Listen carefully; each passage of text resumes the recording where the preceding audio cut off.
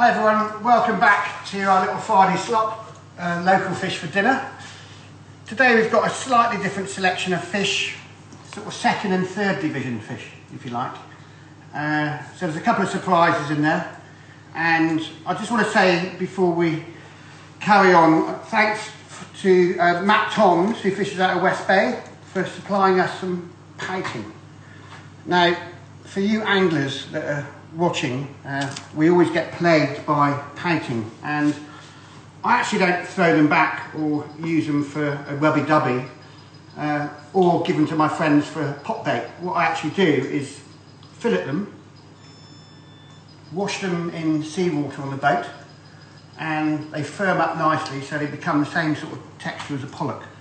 One of my friends, Nigel Hill, I was fishing with him one day for bass, and there were no bass around, but we hit this spot and got some really nice large pouting like this, and I had to take Nigel back to the restaurant and convince him that it was a delicious eating fish after we'd cooked it, washed it in the seawater and cooked it. Okay, we've also got some mackerel caught by Nigel and Sam Burt. Mackerel a bit sort of few on the ground at the moment, but again it brings back fond memories of fishing as a kid. And also we've got some red gurnard. So ugly looking things, but I think in a funny way they're quite beautiful looking things.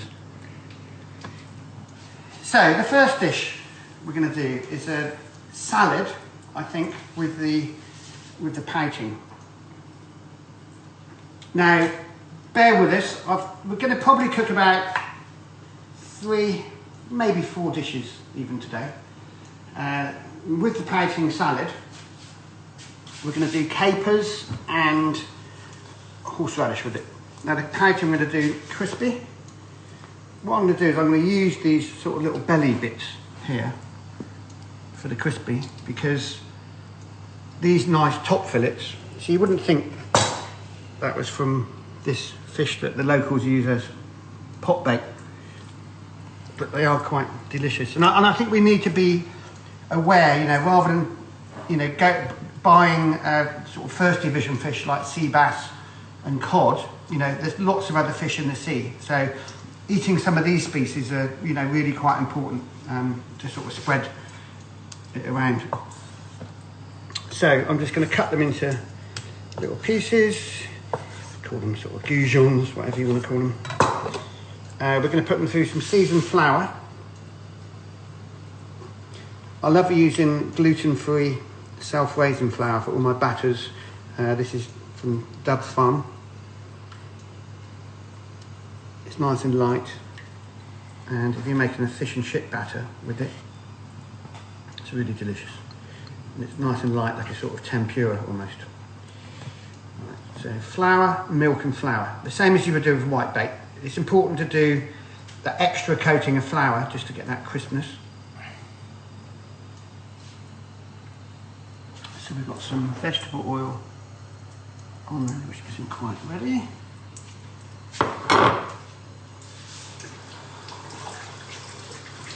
We're also going to do some food for the kids today. Although I say it's for the kids, we're going to do some proper fish fingers with homemade mushy peas, and we used to serve them at the fish house and in the other restaurants, and they were one of the most popular fish dishes, and miles apart from those frozen ones that you don't really know what's in them. So I've got some leaves from the garden. I've got a nice little selection of all sorts: parsley, pennywort from the hedgerow, a little red salad bowl, parsley, which is like a celery leaf parsley, and Vietnamese coriander, which is a really interesting, slightly spicy leaf. Got some horseradish.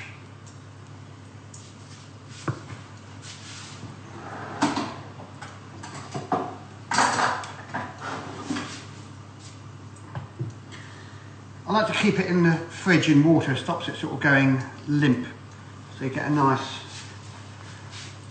result, and it just keep in there, just keep changing the water.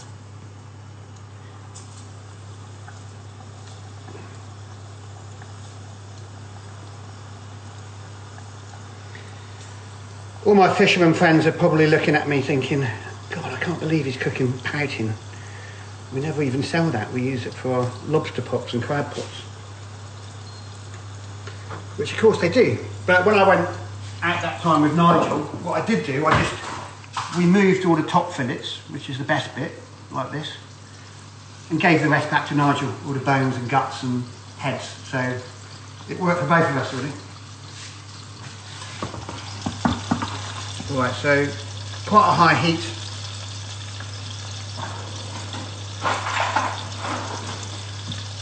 A lot of people get worried at home about deep frying things. You know, they often say to me, oh, I haven't got a deep fat fryer or whatever, but as long as you don't go off on a 20-minute phone call, once you turn the fat on, you'll be fine. So just, you know, be careful. Don't put too much oil in the pan. If you're going to cook, I'm going to use this twice today because we're going to also do the fish fingers in it.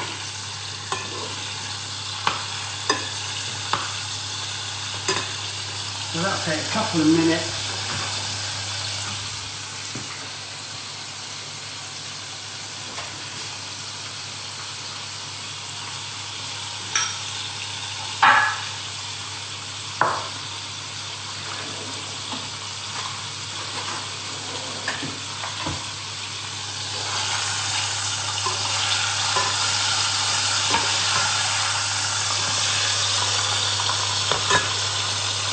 Very nicely.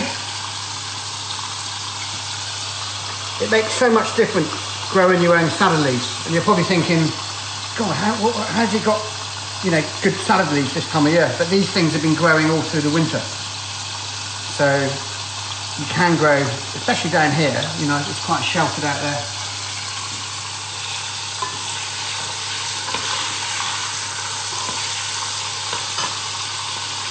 Now in here, I've got a fish soup on the go again. I had a fish soup on the go last week.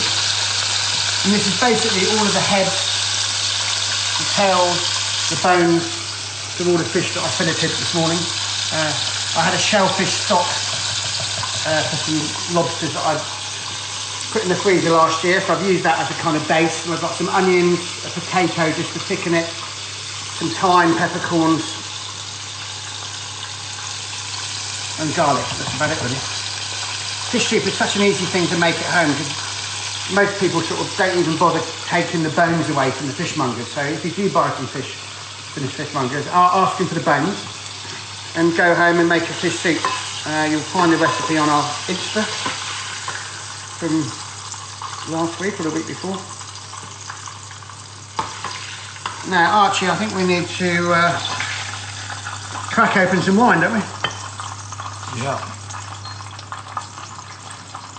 Okay, so my good friend Rob Corbett, just down the road, makes Castlewood Sparkling.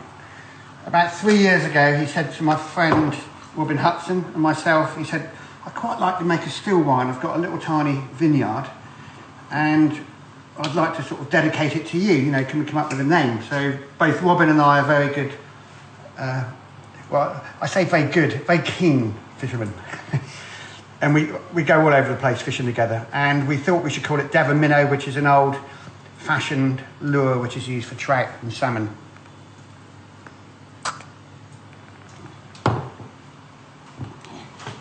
And Rob gave me some vines last week, which is Solaris, which are the sweet wines, the sweet grapes that Rob uses to sort of balance up the more acidic grapes. So I've got a newly planted vineyard outside, and this has been really well received. I mean, it's perfect fish wine.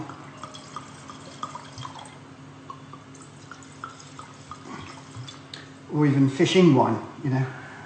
Rob and I drank a few bottles of these on the riverbank last year. Cheers, Archie. Archie. Cheers, Mark. Okay, so on here, I've got a bit more oil, but that's for something completely different. Okay, we're going to put the little bits of pouting in amongst the salad leaves. Have a try of that, Archie.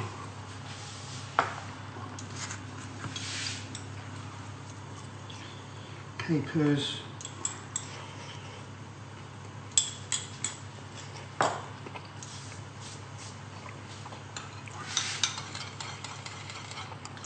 some dressing made with Yum. rapeseed oil and some of my homemade vinegar and a little bit of mustard. And then we're just going to top that with freshly grated horseradish.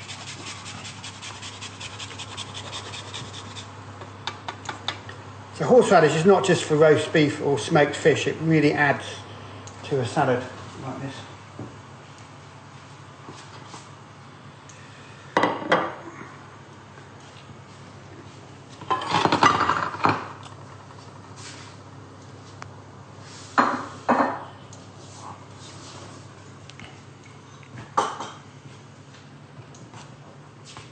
Right. Next dish we're going to do is with the gurnard. Now, gurnard's a lovely meaty fish, nice colour, but quite underrated. You know, I think people take one look at that thing in the shops and the fishmongers and probably turn their nose up.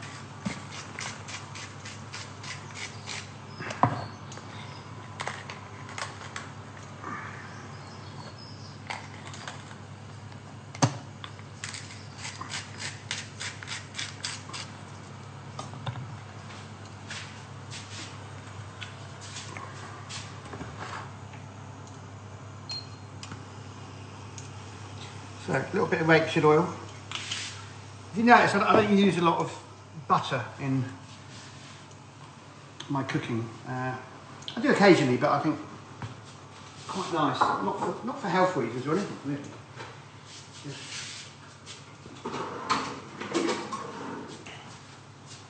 I think fish and oil go really well together. So with the asparagus, I'm going to shave it, so we're going to right down here, all the way down, and this is going to be the sort of accompaniment or garnish for the gurnard. So I'm just going to shave it into a little bit of water. This is also great. I mean, this asparagus is from the Wye Valley. I did try and get some local stuff from Bridport, but I think they must be really busy or sold out or something. So I've tasted asparagus from Both and Hampton quite a lot and quite impressed with it, but not available, unfortunately.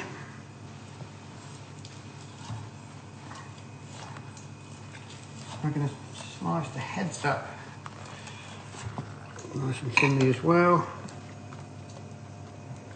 And that little bit that's left, again, nice and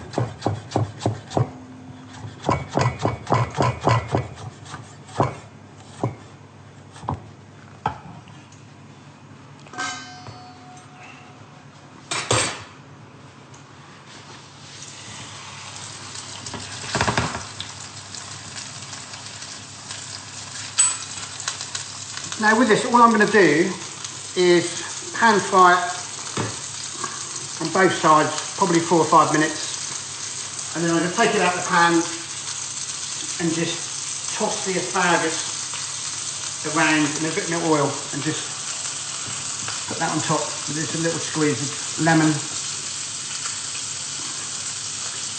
Well, I might even just toss a little bit of the Devon minnow in the pan, not quite sure yet. Okay, so whilst that's cooking, pollock. This is a good sized fish. I mean, that is probably a 4 or 5 kilo fish. Now again, I've washed this morning as I normally do in seawater. If you don't live near the sea, you can put some sea salt. Not much, seawater contains about 2 to 3% salt. So if you make a similar solution, and these sort of second division fish really benefit from just a little soaking, only for sort of 5 or 10 minutes in the seawater.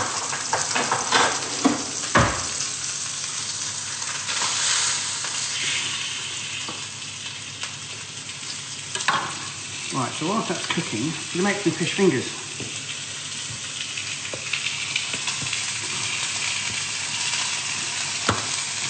And that's a beautiful fish. I'd be happy landing one of those.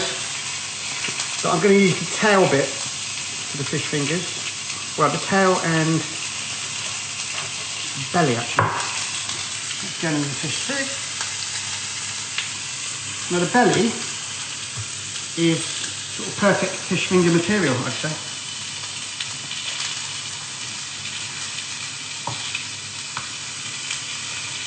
So if you use fish economically, you can use all these bits and you've got this big, plump, thick fillet that you can just pan fry or do what we're going to do later.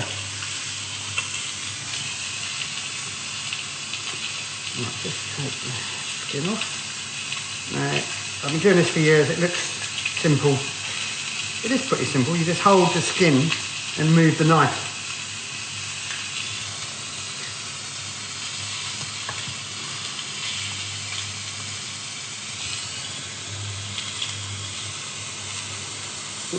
Messed up that bit.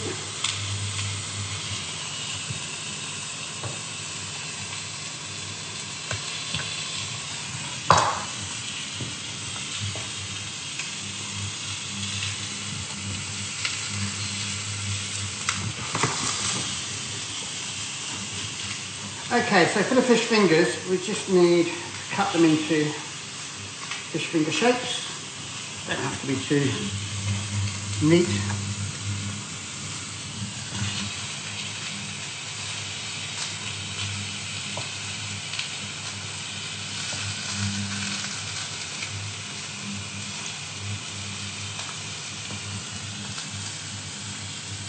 Nothing will go to waste. These little bits here I'm cutting off are going to be a garnish for the fish soup.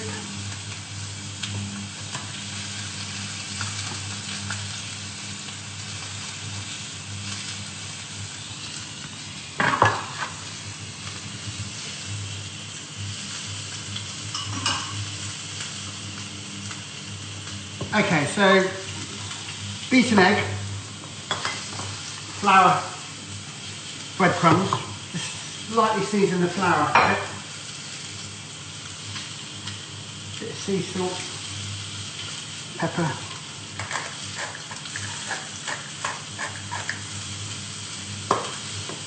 give it a little mix up. Dead simple at home. If you're really into your fish, or you do go fishing, you can make these and put them in the freezer. You just pull them out whenever. Flour, egg,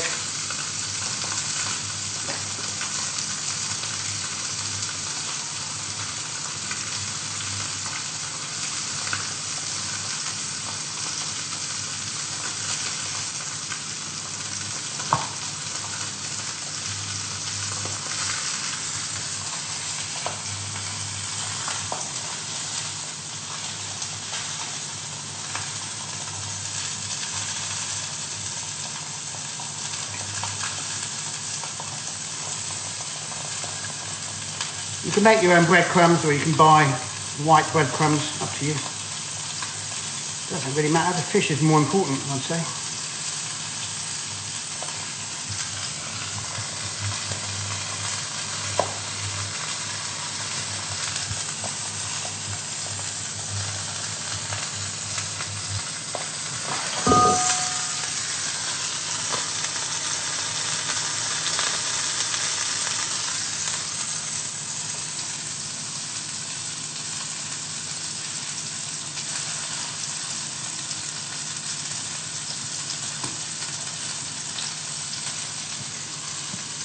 Okay, they're ready to go.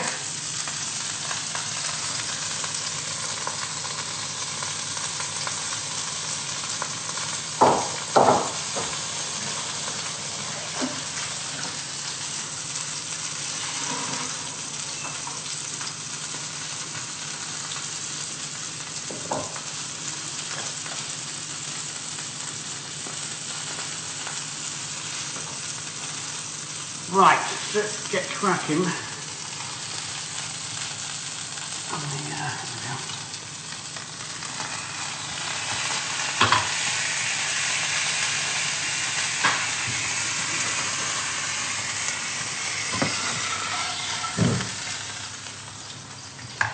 Right, so give that pan a little wipe out because we want our asparagus to be quite sort of clean looking.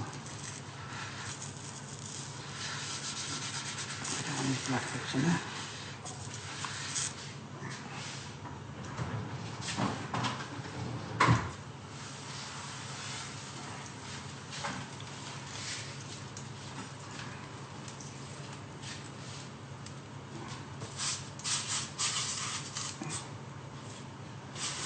Nice and easy to clean these Fisher Paykel stoves.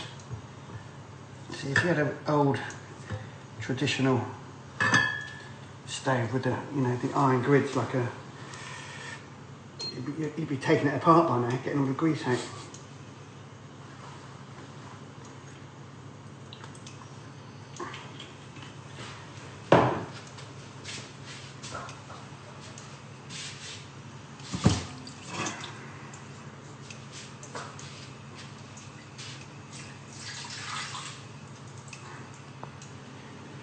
Right, I'm just going to drain these off. Now we're not going to saute these, we're going to literally just wilt them a little bit so that they're kind of barely cooked. A little bit of salt and pepper.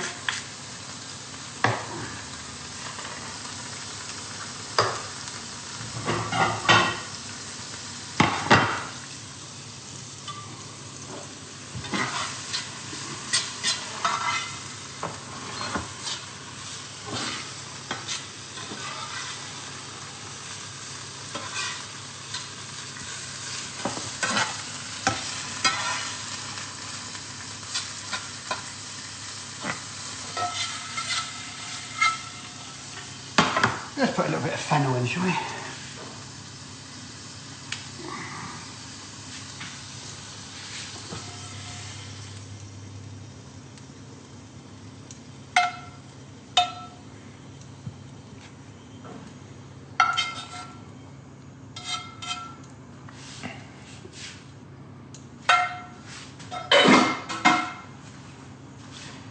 little bit of fennel from the garden. It just comes back every year, this stuff.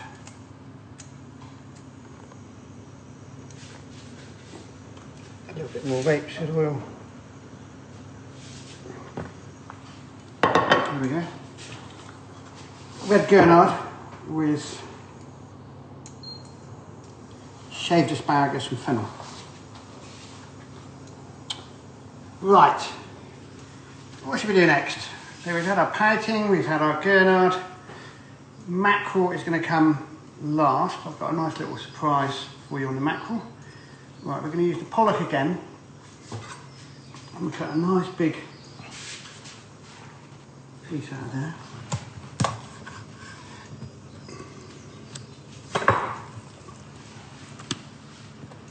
Now, so I've got a mixture here of olive oil, vegetable oil, peppercorns, sea salt, thyme, fennel.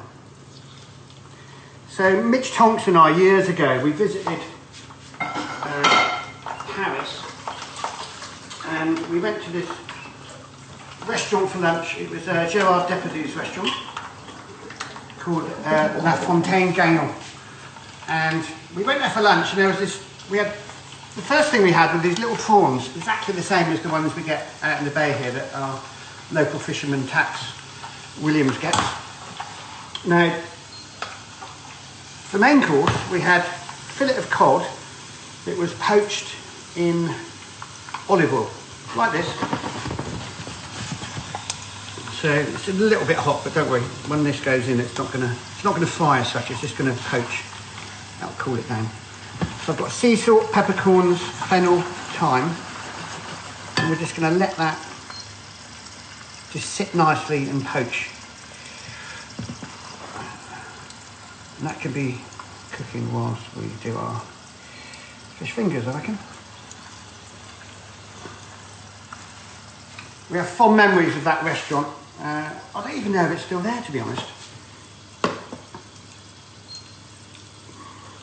It's one of those sort of rather long lunches like you have with Rich Tonks occasionally. The other wine we're going to have, which goes particularly well with fish, is this one from Michel Satter. This is from Tim McLaughlin Green, Sommelier's Choice, again.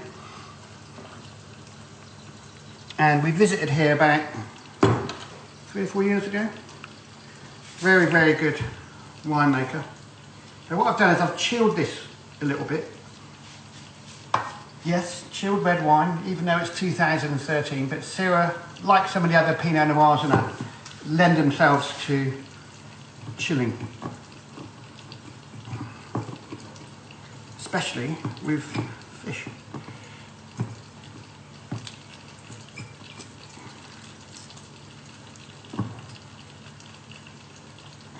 There's this very sort of traditional thing where people think they should drink red wine with cheese and white wine with fish, which is a lot of bull, really.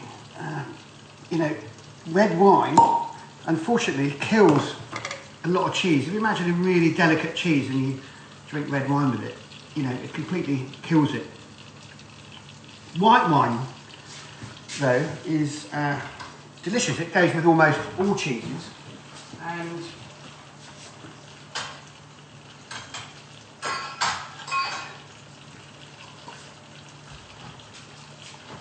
the old myth of the red wine and cheese is a bit of an old myth. Even people that think they know what they're talking about when it comes to wine will still order red wine to go with fish. Cheese, sorry. Cheers, Arch. Cheers. That's delicious, Tim. Thank you. I might need another delivery soon. Right, so I'm going to flip that over. Now, you're probably thinking to yourselves, God, isn't that a waste of oil? Not really. Because what you do is you keep that in the fridge for next time.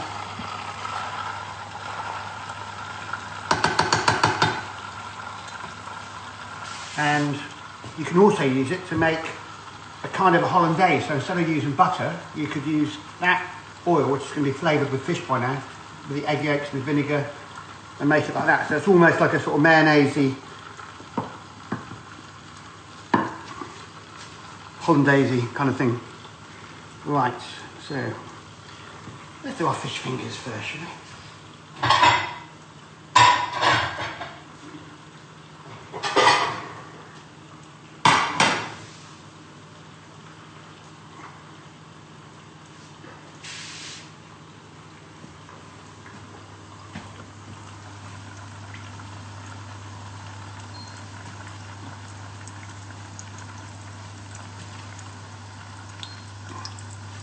You don't have to deep fry these, but I had the oil anyway.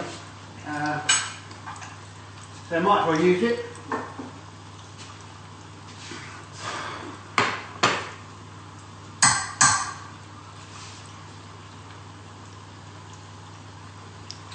Now to go with fish fingers, I've done a kind of homemade mushy peas. Really easy. Frozen peas, a little bit of stock, a little bit of chopped spring onion, salt and pepper, and then you just simmer them for about 5 minutes and just give them a coarse kind of blending. They're a great side dish, which I developed this when back in the Caprice days when we first put fish and chips on the menu at the Caprice, and the customers loved it, and lots of people have done it since, but I don't mind people stealing dishes. We all do it, really. Yeah.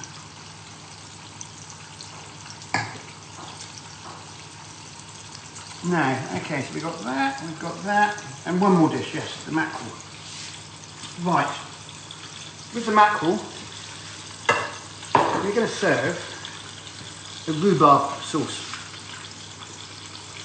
So what I've got here, I've had some finely chopped shallots overnight in some of my homemade vinegar.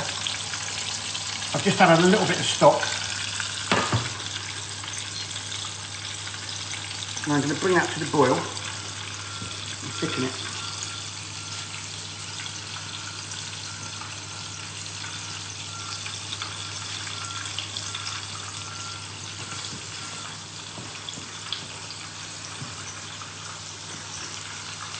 Some of you might think fish and rhubarb. Yep. When you have an oily fish like mackerel, it lends itself to something quite acidic like rhubarb. Now what I'm going to do is dice it.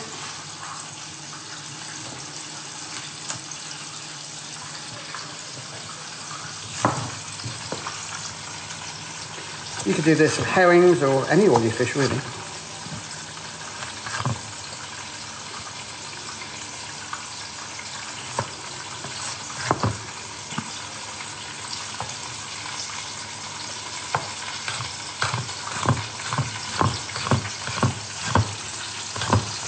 A lot of people are completely put off by rhubarb, which is nothing worse than school days, I think, you know. Remember that school rhubarb crumble, you know, the rhubarb is a bit green or grey or whatever colour, and I think that sort of stayed in people's minds, really. But there are so many things you can do with rhubarb. It's one of those great universal fruits which can be used a bit like a vegetable, really.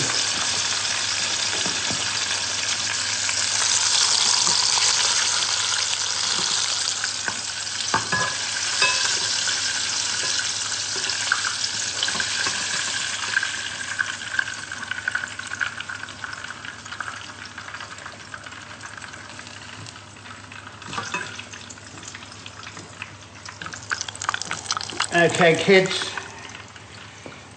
this is what Mum's cooking you for supper tonight, I'm sure.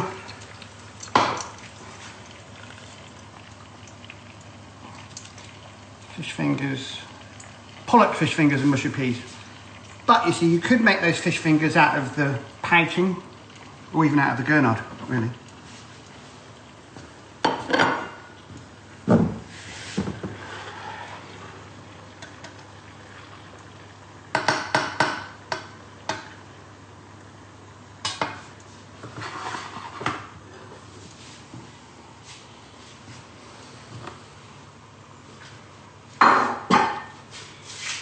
Let's clear the deck a little bit.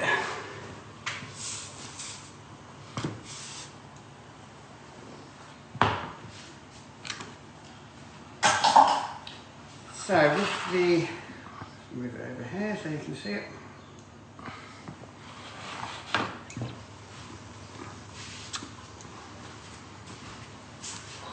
So this has got a kind of, at the moment, that shallot vinegar.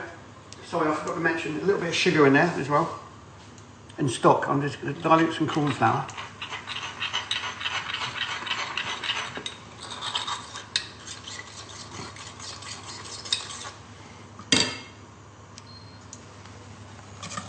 I'm just going to end up almost like a sort of jam type consistency this.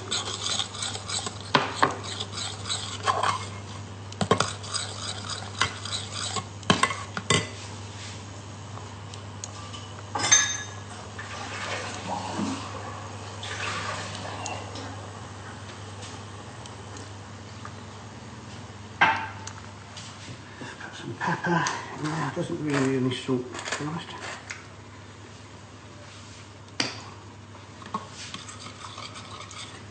So we're just going to let that cook for a few minutes to cook out the corn flour.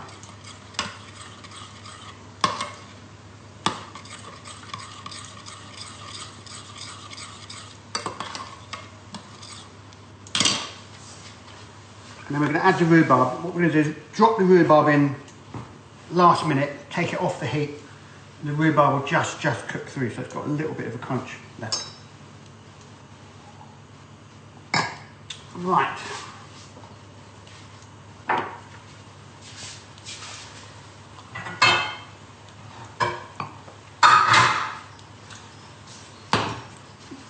Now, with the pollock that we've poached in the oil, I'm going to serve it with some wild garlic. Loads of this around at the moment. You know, we really need to make good use of the wild garlic. And I'm just going to wilt it, just like you would with spinach. But what I have done over here, which is interesting. So right at this time of year now, the wild garlic has formed seeds. They look like little tiny green peppercorns. So the great thing with wild garlic, and I love experimenting, is there's so many different things you can do with it. You can chop it up, ferment it with a little bit of sea salt. You can deep fry the flowers in a gluten-free flour batter, which I used just now. If you pull them up from the ground, they're like sort of almost like skinny spring onions. You can pickle them, or just like these bits here. So there's an awful lot. I quite often do a sort of sweet Asian pickle, put them all into a jar. But the leaves themselves are great, just stir fried.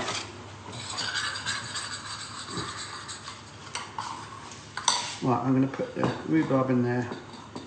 Just let it cool down a bit.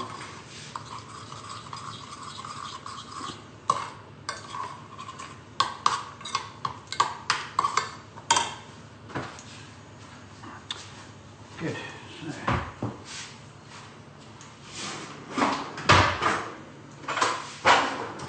So I'm going to use the oil that we've poached the pollock in just to wilt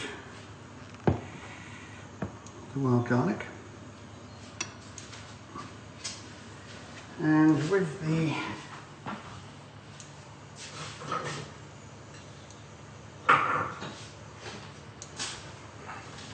these seeds, so I'm just going to pull them off of the flower heads. They're not really strong. The thing I love about these, they haven't got a lovely strong sort of garlicky flavour. They're very, very mild. Sort of almost spring onion like. So, some of those. I'm going to shred up some ginger.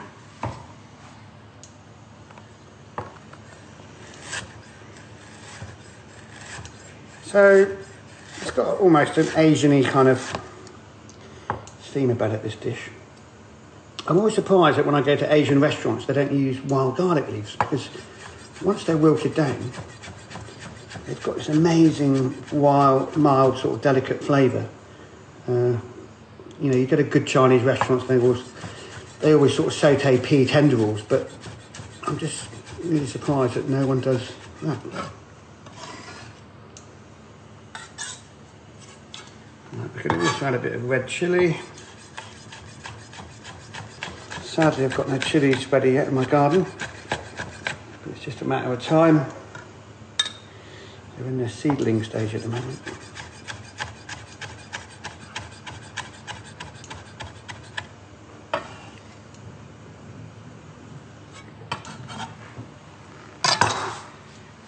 Right, some of that.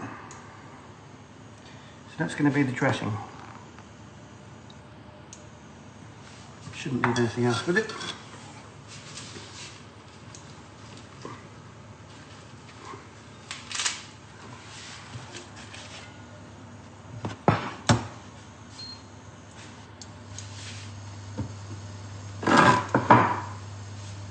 So the good thing with induction, I thought I had the back heat on, but I had the front heat on.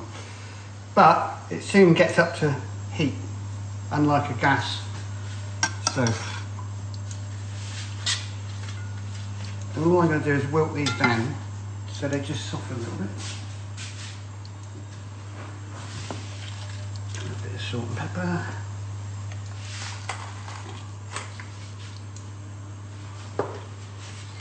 I was going to put a slug of that in something and I've forgotten what it was. It'll come back to me once we're finished. Oh no, I was going to put it in asparagus, wasn't I? We'll just drink it with it.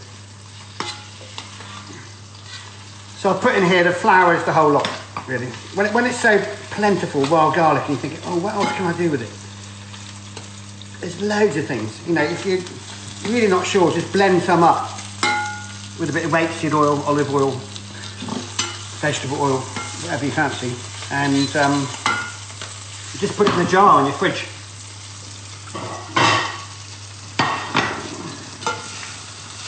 See, that wilts the spinach. And also, I've got sea spinach growing in my garden, which I transplanted from the beach, and I quite often just toss the two things together, which gives the spinach a really nice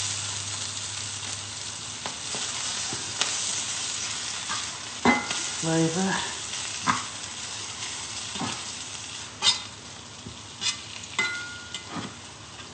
Almost like a little stir fry, really. A sensible stir fry.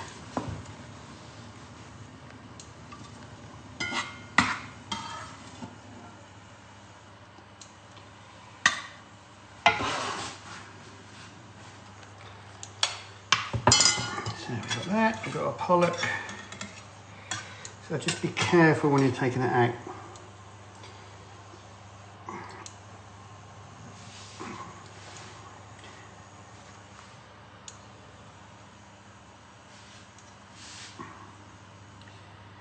Doesn't matter if you've got a few bits of that.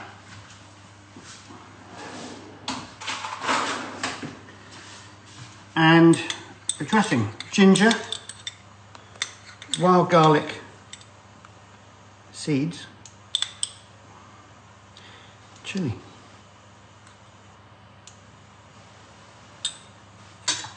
There we go.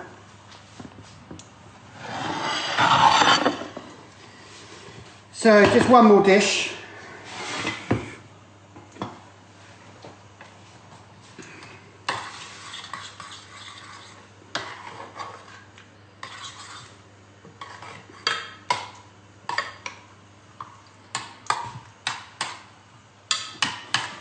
So that rhubarb should be. So it's cooked with a little bit of crunch, which people don't really think about having rhubarb with a bit of crunch, but that's just warmed through. And that's going to be perfect with the mackerel.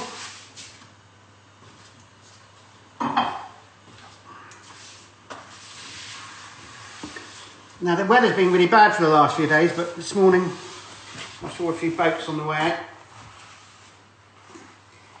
Some of the local guys are there. And I was thinking next week what we might do is shellfish. So I was thinking we might do spider crab, lobsters and crabs, because people are always a bit uncertain as to what to do with these apart from just plain boiling them. So we'll come up with some recipes for that. And also spider crab, which is a very, very underrated fish. If you go to Spain, you know, you'll see spider crab on a lot of menus. And sadly over here, you don't. Now, my gran, she used to, when I used to catch mackerel, she used to bring them home and she used to split them down the middle. She didn't bother taking the bones out and just, so they're a bit like a kipper, right? And it's actually delicious. She used to put them in a little bit of flour and not even egg, just flour and straight in the frying pan. But there's lots of ways that you can do mackerel, you know. I sort of quite like it whole on the bone, just, you know, scored a few times and just roasted whole like that, filleted or butterflied like Gran used to do. Now I'm gonna follow what she used to do by just dipping it in a little bit of the gluten-free flour, because what that does, it gives the skin a nice crisp. Not on the other side, just on the skin side.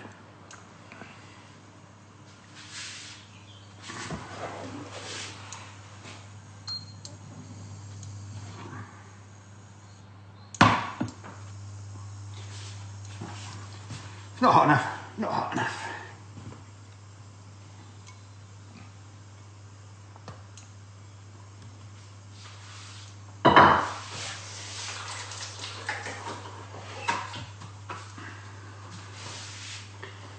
interesting these times because, I mean, I've not really been shopping much recently. People very kindly send me fish. I've got rhubarb in the garden. I've got salad leaves in the garden, which have been growing through the winter. So we're sort of quite lucky down here. I mean, you can just go down to the quay now. There's a few of the local fishermen selling stuff. A few of the, you know, some great farm shops around here, Miller's and Felicity's, where you can go in and get some really good local produce. And I think there's a lot of sharing with neighbours. You know, I've been sort of baking bread and making all sorts of things. I made marmalade the other day out of, I've been squeezing blood orange juice every morning. And I used to put the shells in the compost. And I suddenly thought to myself the other day, why don't I make marmalade? I've got this old recipe where you just boil the oranges whole in water, and then you add the sugar and shred them up, and they come out amazing. So I did exactly the same thing with the shells of the blood oranges, and yeah, I've got about 4 or 5 jars.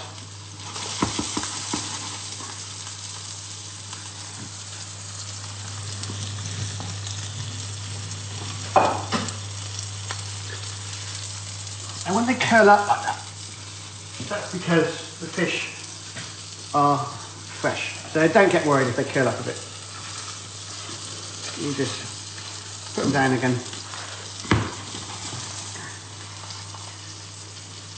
I think it's nice to have good non-stick saucepans and frying pans at home. If you're trying to do this in an old-fashioned black pan, it'll probably be stuck to the bottom by now.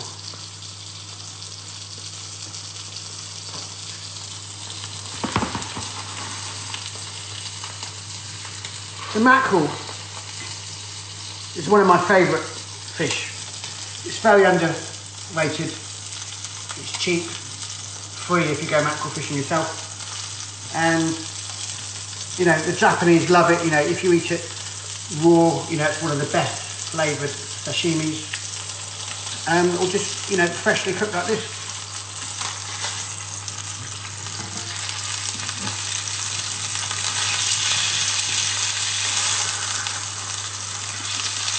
Now to get the skin really crisp, if you've got a good pan like this, you can cook it most of the way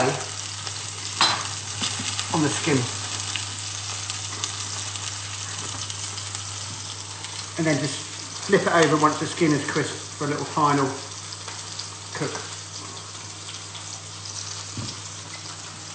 What do you think of the Devon minnow, Arch? Delicious. It's quite a good taste of them both together, really. The Syrah and the... But that, you see that Syrah, you know, that's 2013, that wine. And that slightly chilled flavour. You know, I mean, this would go really well with the mackerel. So that slightly oily fish with a lightly chilled red.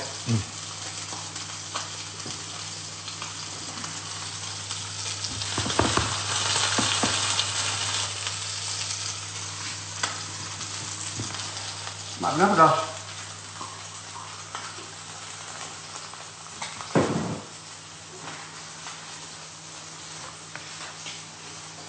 We only did 3 dishes last week, Dutch. We've done 5 today.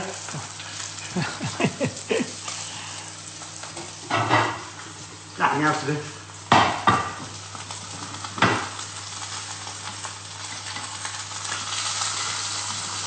Yeah, so that skin is nice and crisp now, it's bubbling up. I think that combination, like your mackerel with crispy skin, is fantastic.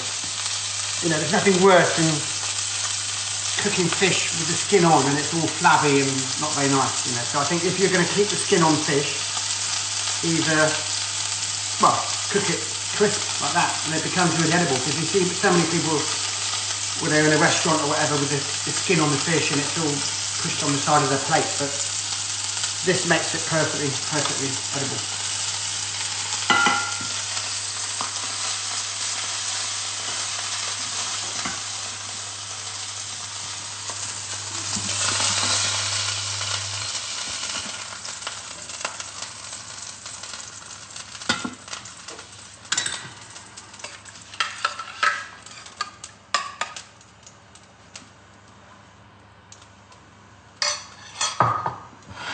There we go.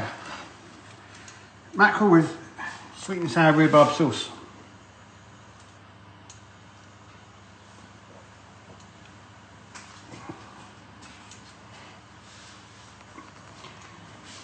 So thanks to all the fishermen, Matt, Tom's, who supplied the pouting. I hope you are going to cook some nice pouting dishes. I mean, they were good sized fish as well. I mean, look at that. Really, you could do anything with that. You know, like we've done today. You could serve that in any of these dishes. And Nigel and Sam, who got the mackerel. There's probably not that many mackerel out there. They're just sort of stray fish at the moment.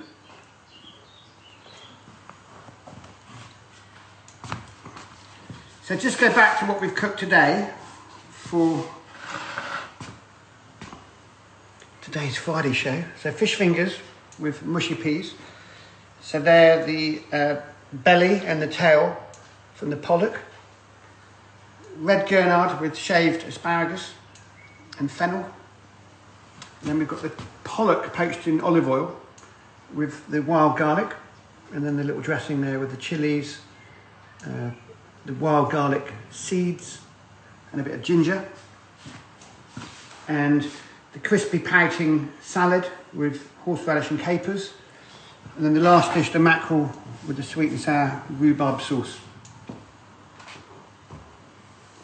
So next week join us again for the Blue Marine Foundation Friday Fish Supper Club.